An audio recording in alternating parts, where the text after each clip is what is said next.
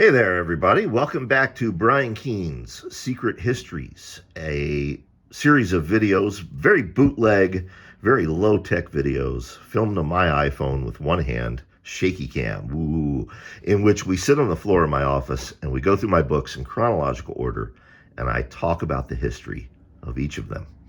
Today we're going to talk about a book that I'm betting a lot of you don't know about, and that is In Delirium. It's an anthology that I edited. It's the third anthology that I edited after Best of Horrifying and Best of Horrifying 2, which we have already covered in this video series. In Delirium was my idea.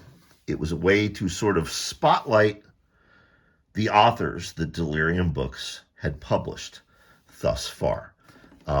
It was only ever published in these two editions that you've seen. This was the fancy lettered edition, which then comes out like that. Put this over here. And I vividly remember the process of putting this book together. First of all, my dear friend Gak did the cover. Gak did a lot of covers for Delirium Books back then. We talked about Gak at length when we did the Secret History of 4x4. And we also talked about him more at length when we did the Secret History of Sympathy for the Devil. Gak is no longer with us, but he was as much a part of the 2000s horror revolution as every one of us writers were.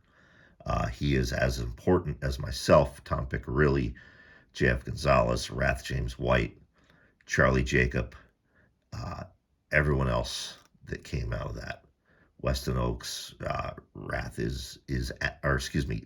Gak is as important because his art was on so many of our books. This edition was 274 hardcovers. That's the hardcover. 26 letters. This is the lettered we're looking at. Look at these signature sheets. These signature sheets were a who's who of my generation of horror writers and veterans who we looked up to. So you got Greg Gaffoon, one of my generation. And then you got the great legendary Brian Lumley, who Delirium had also published. You got Gerard Huarner, one of my generation, John Urbancic, and then Stephen Mark Rainey, who he used to publish this magazine called Death Realm, which I so desperately wanted to get into when I was starting out as a writer. I must have gotten 20, 25 rejection letters from Stephen Mark Rainey for Death Realm. It's 2025 now as I record this. And a few years ago, he brought Death Realm back for a tribute anthology. I was finally able to sell him a story for that. But at the time, it was just so neat to be able to publish him. It was insane that I was publishing and editing Brian Lumley. And when I say publishing, understand, I was not Delirium Books. That was Shane Ryan Staley. But I was the one who put this anthology together. So it was so cool to be able to work with people like Stephen and Brian Lumley and David Silva. Holy shit, David Silva of Hell Notes and and the Horror Show. The influential magazines were the Twilight Zone and Horror Show. And then again, like I said, my friends from my generation, Weston, the brothers Thomas, Mike Oliveri, Charlie Jacob, Mike Lamo, Tom Piccirilli, Mark McLaughlin, Brian Knight, David Whitman, the legendary John McClay, it occurs to me I really need to write an essay on John McClay and his contributions to this genre, because so many readers under the age of 50 are unaware of him, and we need to change that. Mike Arnzen, Kurt Newton, Jesus, John Everson, Gene O'Neill is somebody who we should talk about a little bit at length. Gene was the old man. He was Brian Lumley's age. Gene came home from the Vietnam War, where he was a Marine. He wrote a couple short stories, got them published. He wrote a couple things for a couple Dungeons and Dragons things for, I think it was Dragon Magazine and Dungeon Magazine, got those published. And then he hit a wall. Couldn't sell anything else.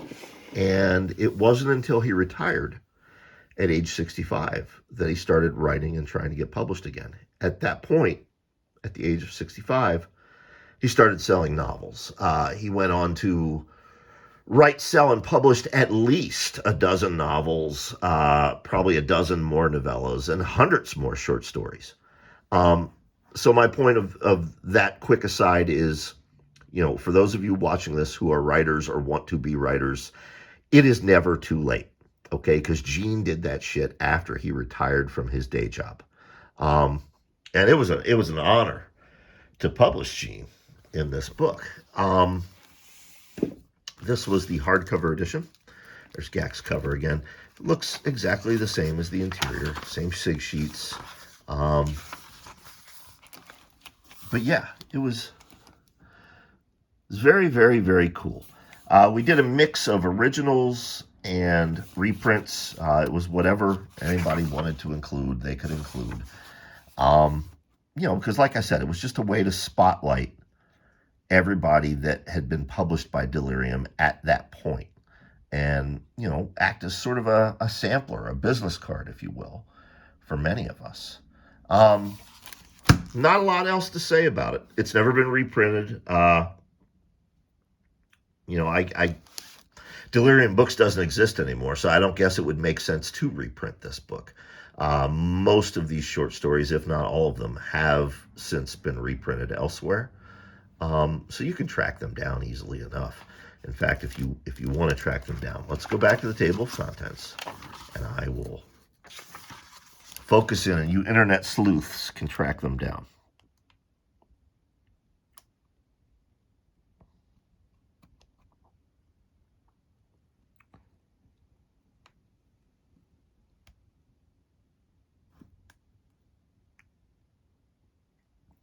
So there you have it.